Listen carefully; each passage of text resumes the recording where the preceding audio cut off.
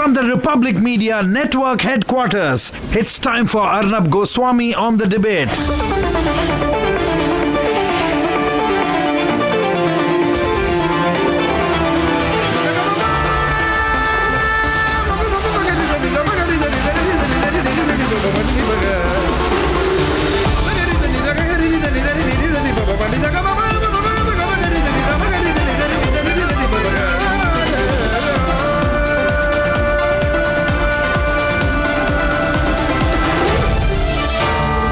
Arnab Goswami on the debate. Good evening and welcome, ladies and gentlemen. Sheikh Hasina has been overthrown just a few months after securing a huge and legitimate victory in the Bangladesh elections. China, which was very angry that she signed the Teesta agreement with India, is delighted today that she's gone.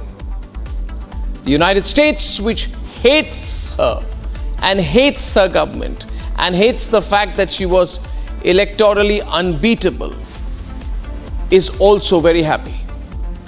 Ladies and gentlemen, Sheikh Hasina had refused to give the United States control of a Bangladeshi island called St. Martin Island because that is where America wanted to build a massive military base from where they would have military control in the Indian Ocean region. She was not giving in, so the Americans are also very happy that she has gone. At this point, it is important to consider where India is in all this. Viewers, we are right in the middle of things. So let's not fool ourselves that this is Bangladesh's problem. This is someone else's problem. You may be surprised at what I will say now, but please believe me, the target is India. The focus of China and America is India. Earlier this year, during the G20, Prime Minister Narendra Modi had announced the IMEC, the India-Middle East Corridor. And this totally upset China's economic plans. Within days, China and the Iran-backed Hamas attacked Israel, setting off instability in the region and possibly compromising the IMEC deal. The point I'm making is that foreign powers like America and China try everything they can do to destabilize elected governments when they don't have their way. This is a historical fact. They have done it in the past, they have brought in coups, they have destabilized elected governments, they've brought down prime ministers, they've even supported assassinations and assassination attempts. They go all the way, especially America, when their economic and geostrategic interests are under threat. And so, while my view is that the Bangladesh coup has American fingerprints all over it, we should also be very, very, very concerned about American deep state and Chinese intelligence actors infiltrating our social and political framework in India to overthrow the verdict of the people of India.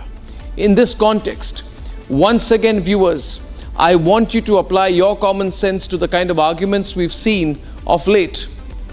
When foreign-funded political parties say, don't trust India's election commission, don't trust the EVMs, don't support elected governments. Viewers, this is exactly what the Americans did in the context of Bangladesh, and today the pictures from Bangladesh are of total and absolute chaos. Think about it. The target, I repeat, the target for China and America is not Bangladesh. It is not Sri Lanka. It is India. That is debate number one tonight. We'll discuss first the American fingerprints over this because I believe this is an America-sponsored coup that has happened in Bangladesh. And debate number two tonight, why it is time for Indian political parties, the unelectable NGOs, to think about supporting attempts at anarchy. Viewers, CAA, the so-called farmers' protests, very similar to the kind of Jamaat-sponsored protests we've seen on the streets of Dhaka. That is debate number two. And here are the headlines this Monday evening on the debate tonight.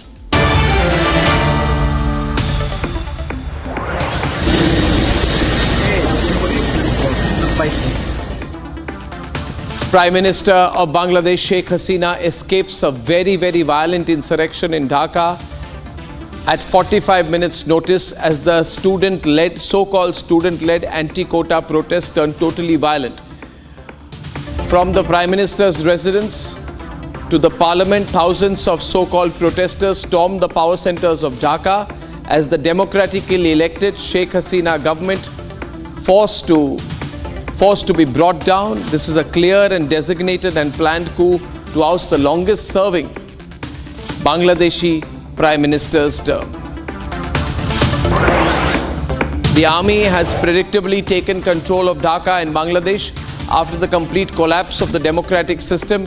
Protests encouraged by the military finished the job, completing a coup. The Bangladesh Army Chief Waqaruzzaman announces the formation of an interim government after meeting with the opposition parties in Bangladesh.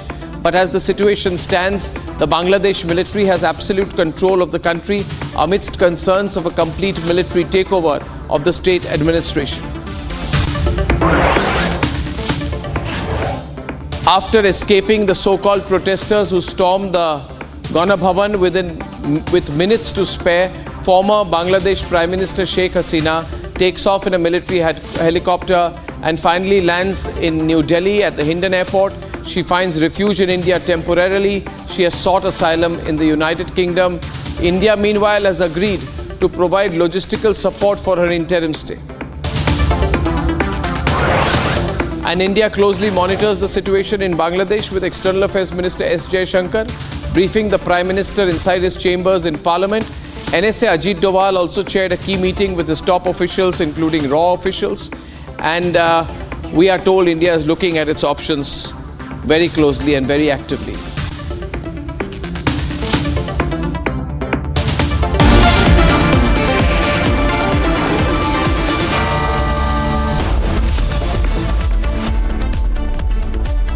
Ladies and gentlemen, the situation in Bangladesh is very tense. Sheikh Hasina has been ousted. This is a military coup, and the so-called radicals are on the loose. 2 points at the start. This is not a students' protest. This comes after the Jamaat-e-Islami was banned on Friday. The ISI backs the Jamaat-e-Islami. And groups like these are very easy to use by any foreign power to oust an elected government. Ladies and gentlemen, I strongly believe what has happened in Dhaka today has foreign fingerprints all over it, especially American fingerprints of the American deep state. Let's debate.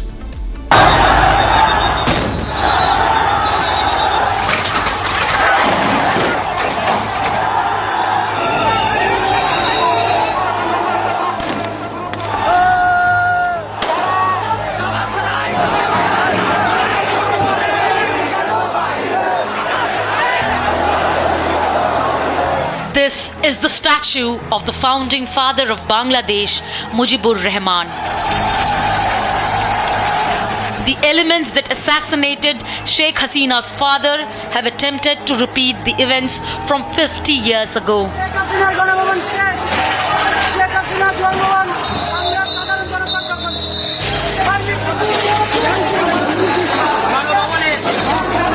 Sheikh Hasina's residence sieged.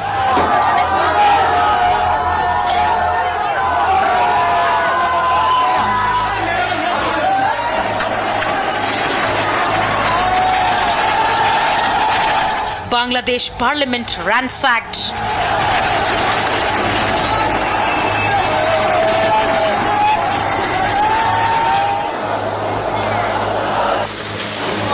Bangabandhu Memorial Museum burned to ashes.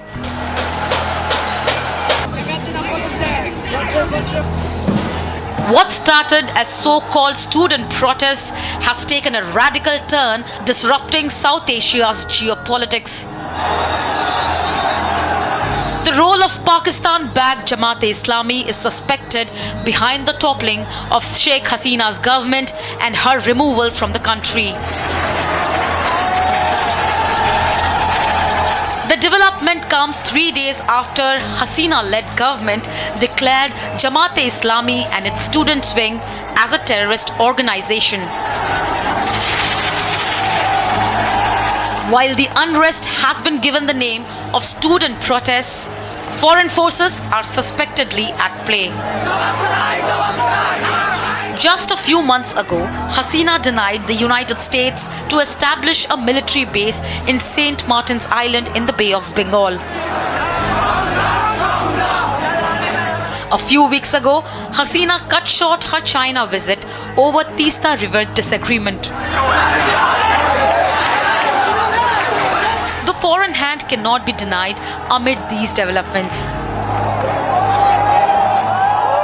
Meanwhile, as anger against Hasina grew, Awami League party office was set on fire. Vexation against Hasina forced her to resign and seek a safer place. Bangladesh is now under military coup. Pakistan-backed Jamaat-e-Islami's role is out.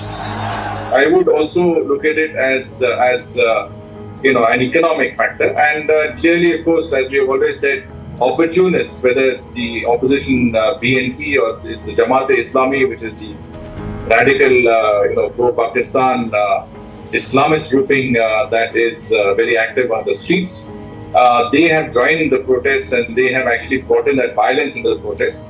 You cannot rule out the involvement of foreign powers. Hasina has sought asylum in the United Kingdom.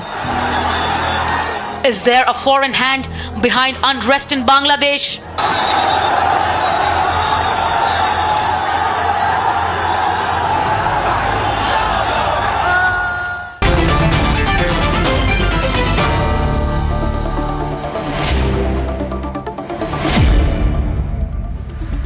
First tonight, Harshvardhan Shringla, who has been India's ambassador to various countries, including the US and Thailand, but he's also been High Commissioner to Bangladesh. Mr. Shringla, undeniably, everyone's talking about a foreign hand because this was not a normal student protest. This was clearly aimed at, getting the Jamaat, BNP into power. Now there are massacres going along all over of communist leaders and others. There are attacks on members of the Hindu community in Bangladesh. So this is not a student protest because the quota issue was settled by the court and taken back by the court. This was purely aimed at subverting an election, would you agree? Subverting the result of the election in Bangladesh. Well, you're right, Arnab, because quite some time back I have been saying that what started as a genuine students' protest on the quota issue was hijacked by anti-national, anti-social elements, including the opposition BNP, which never contested the elections either in 2018 or this time in 2024. They were joined by the Jamaat-e-Islami. As we all know, this was the movement that supported Pakistan in 1971, and their youth wing, the Jamaat Shibir. And I think in many senses, they have sort of succeeded in controlling that narrative by changing the original protest from one which is linked to opportunities for the youth of Bangladesh to one that is calling for the ouster of the government of Prime Minister Sheikh Hasina, a democratically elected government. And I think that is a matter of concern. The army chief has assured in his statement that he would declare martial law, that he would have an interim administration in place. But I think what we are seeing on the ground, the sort of pillage, looting and possibly targeting of certain sections of society is a matter of concern. And I think we, as a country, as a government, need to convey some very, very strong messages to the military and others who are running the country today in the aftermath of Sheikh Hasina's departure. Do we have that leverage? I think so. I think Bangladesh, as a close neighbor, understands that cooperation with India is critical for the successful or the viable running of any government or any interim administration. And essentially what we are telling them is, in their own interest. Could we have done more to protect Sheikh Hasina? She was totally on our side. I recently met some Bangladeshi officials about 3 weeks back, and they told me that America wants to take over our country. They want a military base. They said, and these are serving by Sheikh Hasina official members. They said that they want us to have a military base to train rebels who they will then send into northern Myanmar to take on the Chinese junta. We are saying no to them. So obviously the Americans really were after Sheikh Hasina. They would want her out. And even she was talking about how the Americans wanted her out. Well, unfortunately, Bangladesh has been, a part of the struggle between the so-called great powers. As you did point out earlier in your remarks that, China was also miffed at, her visit being cut short and her saying that if she would prefer to give the Teesta project to India. And of course, there were many issues with the United States also. And there was I think there has been pulls and pressures there that a country like Bangladesh has had difficulty in trying to accommodate.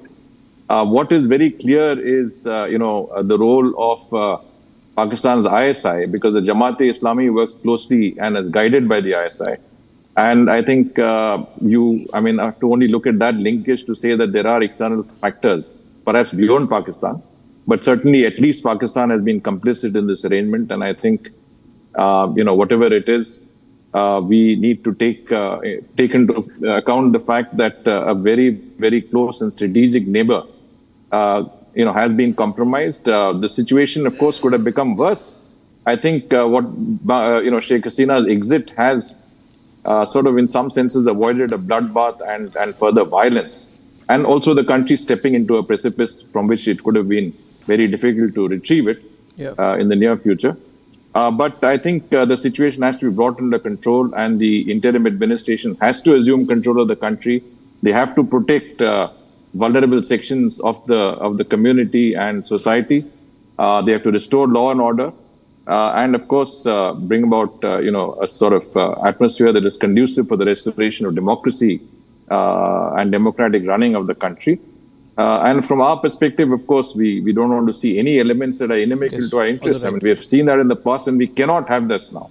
It's simply not possible. That we have to make absolutely clear. There are red lines that cannot be crossed. Absolutely. Mr. Shringla, thank you very much. It's a tall order, a situation of great concern. I thank you very much for that. Thank you very much. Thank you, Arnab. Thank you. And I'm now joined by our panel, and I have with me General G.D. Bakshi. We have with us Salahuddin Shoaib Chaudhary, who's editor of The Blitz from Dhaka. I have well-known geopolitical analyst Abhijit Chawda with us. I have Nadim Kadir. He is a journalist and author from Dhaka. I have Zaigum Azam. He's a well-known journalist from Dhaka. Thank you very much, sir. And Dr. Joseph Chahil is the publisher of the Universal News Network and an author joining us from Florida in the United States. Thank you very much, sir. May I start with you, Mr. Salahuddin Shoaib Chaudhary ji? Is this really a students' protest? I mean, today we've just seen these pictures. We are seeing reports that, Hindu communities are being targeted. We are seeing reports that the Jamaat, the BNP, people are on a killing spree. Leaders of the Communist Party have been hacked to death. Does not appear to be a student protest. It's something more sinister. Would you agree? Thank you very much. Actually, at the beginning, I'd like to say, in 1971, with India's help, we fought our war of independence and won, and we were celebrating. Today, with the help of the Pakistani ISI and the enemy of our war of independence, the United States, these jihadis and Islamists have won, and they are celebrating. From today, Bangladesh has stepped into the path of a caliphate because they have not only ransacked the Prime Minister's official residence, they have ransacked our parliament, meaning this is a direct attack on democracy. They oppose democracy. They want to turn Bangladesh into a caliphate. And Pakistani ISI and American CIA, they are very much behind it. And under such situation, of course, Hindus or Indian establishment in Bangladesh, Indian nationals working in Bangladesh, around 5,000 to 7,000, and secularist people like us who are against jihad. My newspaper press is by declared anti-jihadi newspaper, we all are in trouble. Not only that, the entire region is in trouble. And I would like to humbly say it's a direct attack on the regional peace, stability, and of course democracy. And don't think this is the end of the game. This is only the beginning of the game of the United States and ISI. They will try to play the same game in India if they can. Mr. Chaudhary, I must say, very brave and straightforward comments from you at the start. And,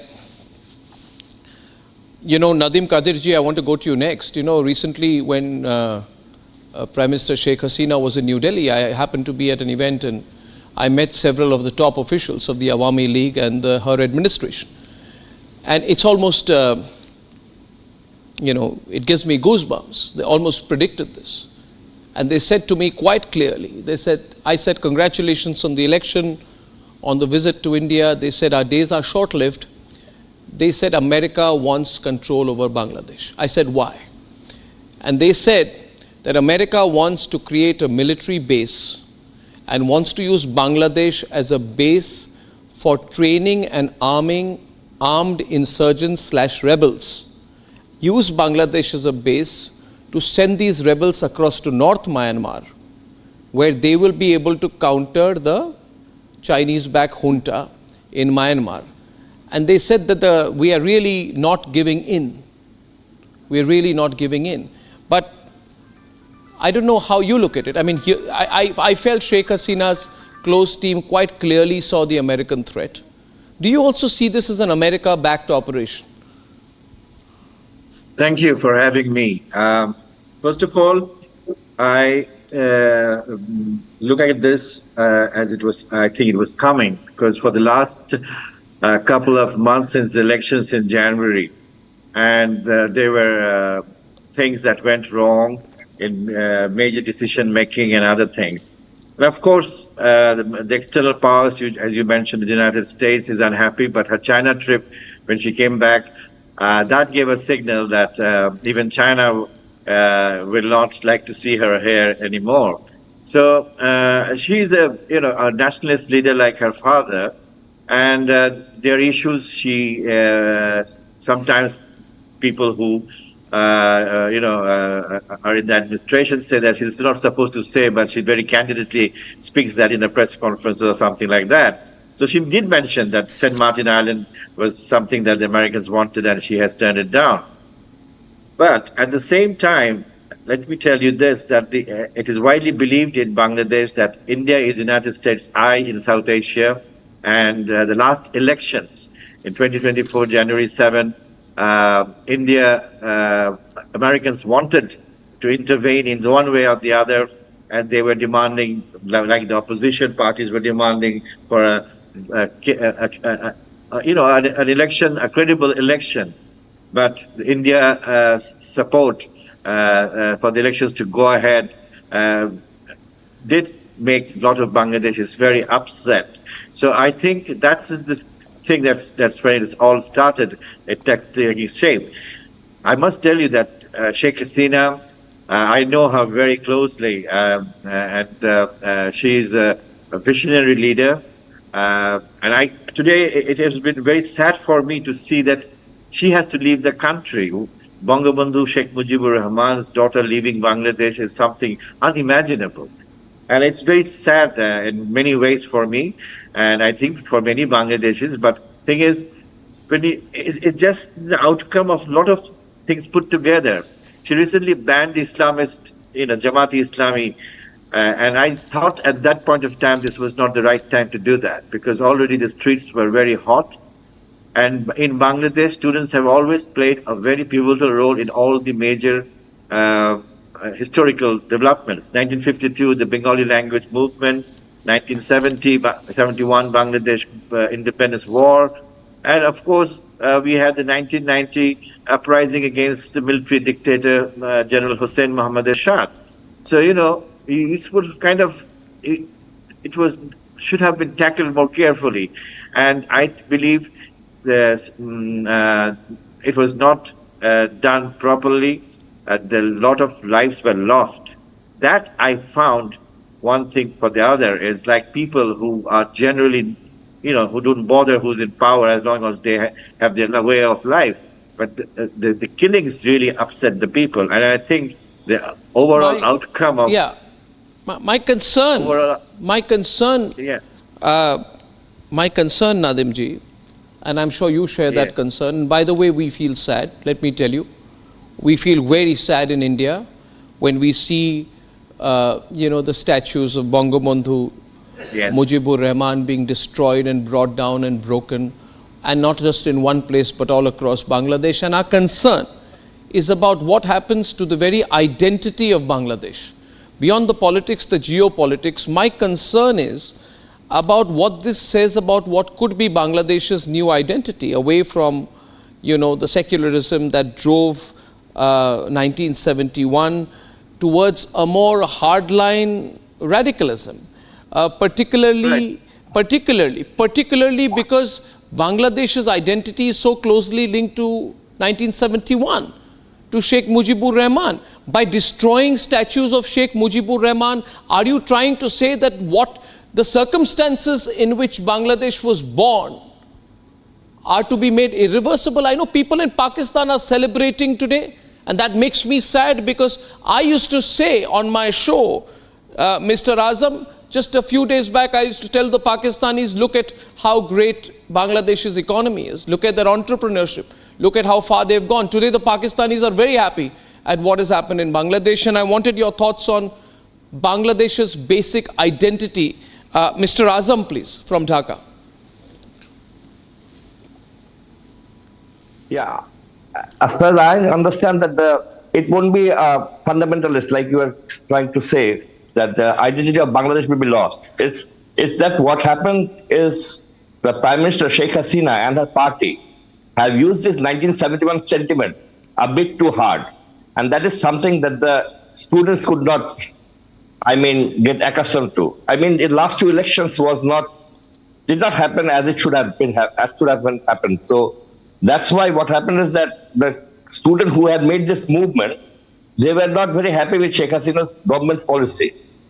Like today, everything is getting ransacked. The whole, they're looting the police stations, they're going out and looting the Sanshad Bhavan where we have the parliament. They have already ransacked the Home Minister's house, Sheikh Hasina's 32 number house, and everything. But this is just not the quota movement. This was the anger that they were having for the last two elections. Because if Sheikh Hasina has handled that last two elections in a better way, in a more democratic way, then I think that she would have faced this day to day. It is very unfortunate that she had to leave the country, a country that was made by her father, but at the same time, the way she used to play the 1971 game all over did not go well with the students, and that's where the whole crux comes in. Okay, well, it can be said she reacted wrongly, but then what happens from here? General Bakshi is with us.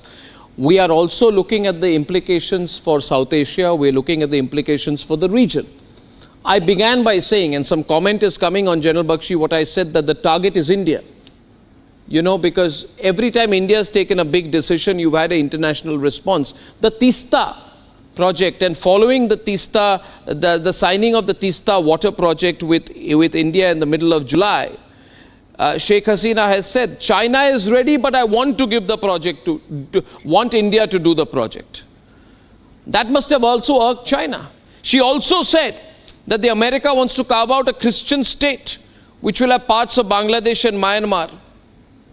So that must have upset America as well. Where does India, America, China play out in all of this? General Bakshi.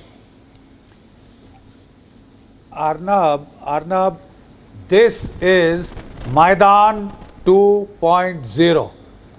This is a violet revolution, an Arab Spring in South Asia, call it what you will. When Pakistan's General Asim Munir went to the United States, who do you think he met? Victoria Nuland. Rings a bell? They're directly linked to that Maidan kind of a 2.0 movement. It is an orchestrated movement. absolutely orchestrated, built on a small grievance. What influence would Pakistan have in Bangladesh today? Media. Can you explain that? You know, the Pakistan's ISI is a handmaiden, is an extension of the CIA. And now they are also sold out to the Chinese. The Chinese have very little influence in Bangladesh per se, apart from their dollars that they are pouring in, the money that they are pouring in. For intelligence operations, they rely on the ISI. The ISI is their cat's paw, as it is in J&K, as it is in Bangladesh. Arnab, we fought the 71 war. We have seen the sharp polarization that developed in Bangladesh. They were the freedom fighters. They were the Mukti Jodhas, those who fought for the freedom of the country, those who fought against genocide, those who fought against the murder of 3 million Bangladeshis, the rape of 1 million women. And there were those in the Bangladesh army that spent their time of the 71 war in Pakistan. They were beholden to Pakistan. And when they came back, at the behest of the ISI, they staged a series of coups, the Muhammad Irshads of the world, of Bangladesh, right? It's only around 2005 that the Mukti Jodhas, they sort of regained their strength and they struck back. And that is the time when Hasina Wajid came back. Yes, she has been there for 3 terms. Yes, there is that incumbency factor, that negative incumbency factor. But this is an orchestrated Maidan movement. This is foreign funded. If you see the composition of the interim government, some of the people are George Soros appointees. George Soros has been investing money to destabilize governments in South Asia, including the Indian government. He had put in $1 billion to get Modi out. And we saw the campaign played out in our social media, on Twitter, on Facebook, and even on the YouTube channels. You should have monitored that, Arnab, and the writing was on the wall. Target India. You are dead on, Arnab. This is target India. It is time for us to fight back. Well, it's happening. It's happening all over. Because I said at the start that the moment you take on global interests, the problem with Sheikh Hasina was she was very vocal. She was very vocal, and good or bad thing when in April last year when her foreign minister was visiting Washington, she slammed the US in the national parliament, saying that America thinks they can change any power in any country they want. They want to bring in such a government here which will not have any democratic existence. By doing so, she then veered dangerously into the Chinese trap. The Chinese loved it. They gave her a lot of debt. Chinese debt went off from about less than $1 billion in 2016 to about 7, 8, 9 billion by 2023. Then she fell into a Chinese debt. Then she went and told the Chinese, I want to TISTA with you. They got upset. She signed TISTA with India. India was happy. The Chinese were upset. So she sort of painted herself into a corner, I believe. And she was reactionary. The US was against the deepening Bangladesh-China relationship. But my question is this. What does America gain by backing the Jamaat-e-Islami, Dr. Joseph Chahil? The core issue is, okay, you removed Sheikh Hasina. What do you get? You get the Jamaat-e-Islami. You have a totally radical turn Islamist regime. My guest from Bangladesh may still be in denial tonight about the fact that Dhaka will remain what it is, but it may not, because once these hardline forces take over, there will be no free media. There will be no free press. There will be a lot of radicalism. There will be no freedom of expression. The forces who are trying to gain control of Bangladesh today are not people who will be liberal to freedom of thought. What does America gain in all this? What's their short-term and long-term gain? Dr. Chahil from US, please. Unfortunately, Arnab, this is a sad day for democracies. As you can see, we talk about promoting democracies worldwide only when it's convenient. The leadership are good to US. Whether the democracies in Iran or democracies in Bangladesh were not acceptable to the US. Whether the democracies in Russia were not acceptable, but when Ukraine doesn't do elections, there's no issues. So you could see some double standards. But again, I wish America, had control over the situation. Unfortunately, as you can see, we currently have a weak president.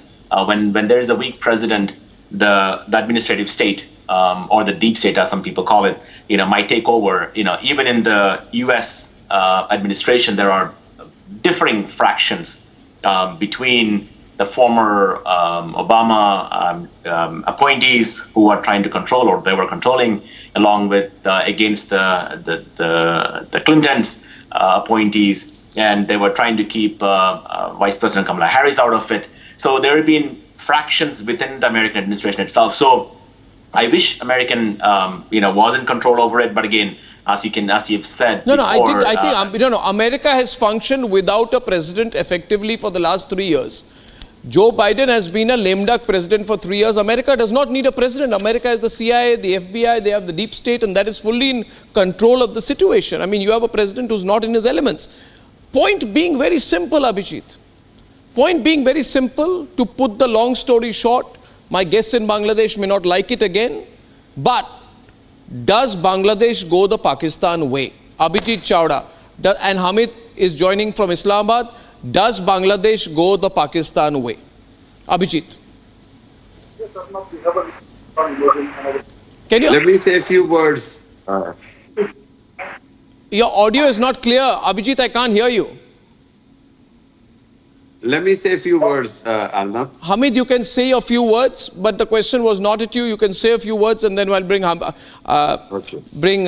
thank you. But don't celebrate what is happening in Bangladesh too early. Arnab, there is a very great lesson in today's Hasina fall. And you know what is that? It's a very clear message that whosoever will be the puppet of India, the Bangladeshi brave nation will not accept it. And they have tried to... You hypocrite. You hypocrite. You always come on my program and supported the rapes and massacres of Bangladeshis. You have come on the program and said we have had every right to massacre Bangladeshis and rape Bangladeshi women. You have no right. You have no right to talk about Bangladesh. Arnab, it was very hard to connect. So let me say a few words. I see this. Yes, there is no point. I was waiting. No, yes, Arnab. So, yes, you had asked the question about whether a new Pakistan is emerging, and I would say yes, a new Pakistan is indeed emerging. So on the 4th of November 2023, I had put out a video about the American regime change plan in Bangladesh, with the real target being India. Dhaka. And today's events have unfolded exactly as per that script. So India has 2 or 3 things to be really concerned about. But before I talk about that, let me congratulate our friends in the US. They have murdered democracy again, and they have succeeded in what they wanted to do. And 4 days ago on this very show, our Israeli friends were lecturing us that we need to be more pro-West. So this is what you get for being pro-West. The Bangladeshi generals, army generals, have betrayed the nation. They have sold out the nation's interests to the American interests. And a new Pakistan, a second Pakistan is emerging. Mujibur Rahman's statues are being destroyed. Hindu temples are being burned. Hindus are being targeted. We are seeing the emergence of a new Pakistan. And I had spoken in the past on this channel about Project K, Project Cookie Land. That is a third Pakistan which is in the works right now. That's a new nation, Christian nation, that will be carved out of parts of Burma, parts of Bangladesh, and parts of the Indian states of Manipur and Mizoram. That is now going to be the next phase of the operation. St. Martin's Island is something that the Americans will probably acquire pretty soon. And we also need to keep an eye on the Siliguri corridor. So these are the things that should concern India very strongly right now. Bangladesh is an unfortunate pawn on the American geopolitical chessboard. But the real target is India, and to some extent China also. By acquiring the St. Martin's Island, they will also be able to project power against China. So that is the situation right now. We are seeing the emergence of a new Pakistan. Let me say a few words, Arnab, please. On the one hand, On the one hand, Indian government makes ally with Israel and Americans to kill the innocent Palestinians. On the other hand, you are blaming America for this regime change in Bangladesh. I really can't believe your dual standards and your hypocrisy of Indian government and Indian TV channels. They have no idea what is going on. All what happened is that Indians are very sad about this Dhaka's fall because now on 5th of August you took the Kashmir again, tried to took the Kashmir from us. Can you just stay focused? One minute. You Kashmir obsessed Pakistani, can you remain focused? Can you not? Can you first fix your bandwidth? You switched off your video, and I'm having to interrupt you. The issue is General Bakshi. I don't think the Bangladeshis are understanding, because I'll tell you why. Salahuddin Chaudhary ji, Nadeem Kadir and Zaigum Azam, you are in the thick of the politics and the unrest in Bangladesh. I do not think, I mean, with respect, one is having enough time, I'm sure, in Dhaka to think about what will happen 6 months from now or 3 months from now. Our concern is what happens. What is the Bangladesh going to be like right now? Sheikh Hasina said she's not going to have a comeback. So she's not coming back. You have the Jamaat taking over along with the BNP. And the army, you know how it is, Nadeem Kadir. I don't know any army general who gives up power once he controls it. I wanted to intervene one. When you say it's a coup, it's a very peculiar thing, because normally when we had previous coup, it was always made it clear that the constitution has been, abolished and the parliament is abolished and everything. The chief did not mention all these things this time. He's kept on saying interim government, but we'll be there. True. When you say that, we had the last experience, when we call it 111. So the army stayed on for 2 years, and they were forced to give elections. And then at that point of time also, the students were a major factor. For Ishad also, the students were a major factor. But what is worrying right now is, we are feeling insecure because the police stations have been looted, the jails have been broken, and people are out with the weapons, and you don't know who's attacking you when. That is the most insecure thing that is happening to Bangladesh that we never experienced. I saw 1971, and I lost my dad in the war. So some of the things that's happening right now is so similar to the atrocities of 71. You're killing people, you're destroying government establishments, private residences. Well, politicians are. So Nadeemji, I'm sure that's the point I'm making. I'm absolutely sure that there are many things that Sheikh Hasina may have done wrong or reacted wrongly, but we have to also understand that what you have lost today, what Bangladesh has lost today, as Salahuddin Shoaib Chaudhary rightly said, is a very, very staunch nationalist leader. A leader who stood up to America, a leader who stood up to China, a leader who said, I will not give an inch of my territory, a leader who said America wants to break Bangladesh, a leader who said, I will not let the Americans have a naval base on my country, a leader who predicted a coup, a leader who was taking on two of the major powers in the world and having her own independent foreign policy. And a leader who spoke her mind. My point is, what is Bangladesh now going to have? What is the alternative now? I was coming to the point, Arnab. First of all, if you give me the flow, you have to understand that, of course, there's no other leader like her in Bangladesh. We don't foresee anybody coming in the coming days. It's just out of the question. The problem is she played with the major powers, and somewhere something went wrong. And she was very vocal, and she was making things very public, which did not make. No, she was fighting Islamist forces. Why don't we say it clearly? She was fighting fundamentalist forces.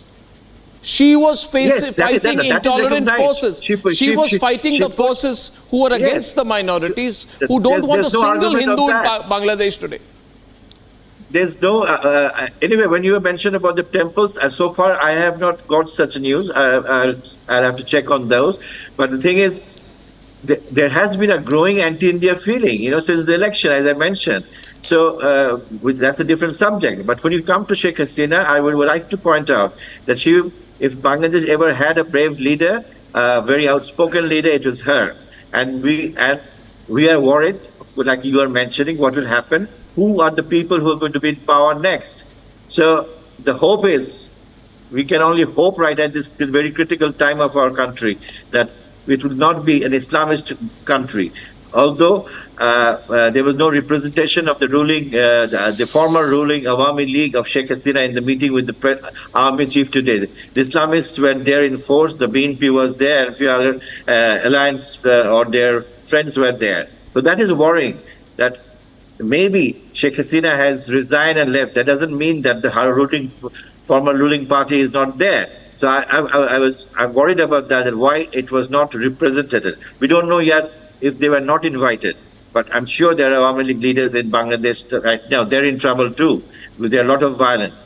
And when you mention about the right wing, the Islamists and other things, yes, I agree with you that this is a worry that we all carry in Bangladesh. We don't want a fundamentalist Islamist state. We were born secular and we want to remain secular. And Sheikh Hasina was the vanguard of secular politics in this country. And that is how she became a very popular leader. She ignored American and other Western pressures in executing the 1971 war criminals.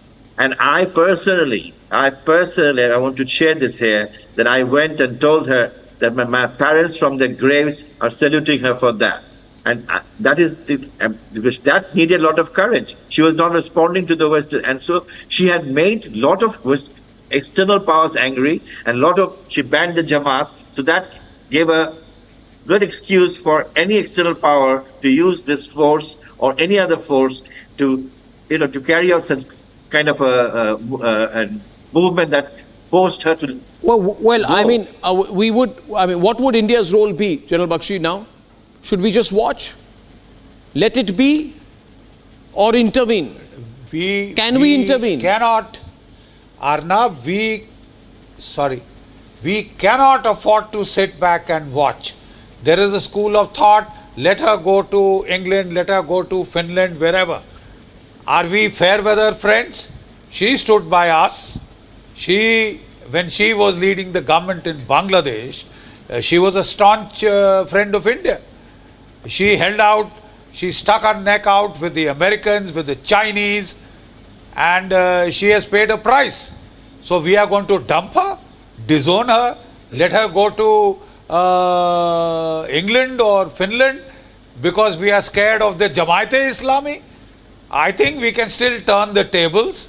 I do think it's not a game over. It's not game over as yet. As long as you are prepared to fight it out, because what is at stake is a basic root ideology. Is the Pakistan ideology going to prevail in South Asia, or is it the Indian secular, liberal, humanist, modernist ideology that will prevail in this part of the world? It's not over as yet, Arnab. I don't think it is. And I don't think we need to be unduly pessimistic. India is not a small country. We cannot be trifled in, and not in our own backyard. Let the people across hear it. Well, ladies and gentlemen, we have pictures here. As I see, there is a high-level meeting that the Prime Minister is chairing on the situation in Bangladesh. Full frame, please. And as I run over these pictures, Prime Minister Modi is looking very closely at the situation in Bangladesh and sharing confidential things in that very high-level meeting.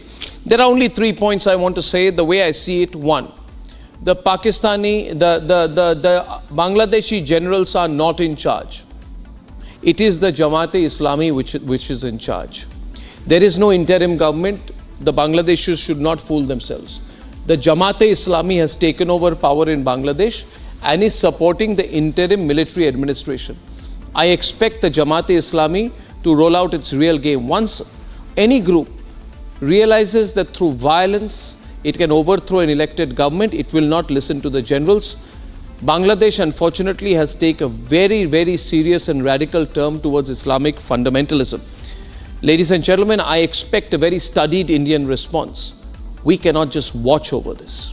If the Americans want to enter our backyard, then we must also respond back in equal terms.